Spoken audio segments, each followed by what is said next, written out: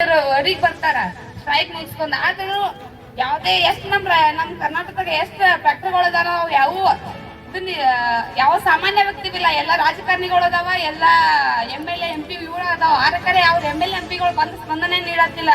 ಗುಜರಾತ್ನೊಳಗ್ 1,4,500 ಕೊಡತ್ತಾರ, ಹಿಂದೆ 3,500 ಕೊಡಾಕು ಹಿಂಜರಿತ ಮಾಡತ್ತಾರಂತಂದ್ರೆ ಎಲ್ಲಾರು ಮಾನ್ಯ ಮಾಜಿ ಸೈನಿಕರು ಬಂದಾರ. ಅವ್ರಾದ್ರೂ ನೋಡಿ ನಮ್ಮ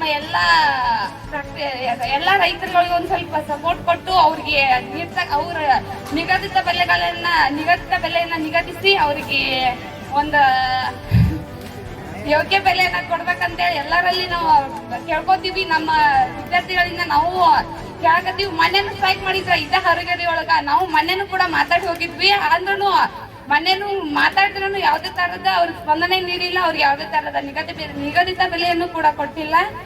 ಇಷ್ಟ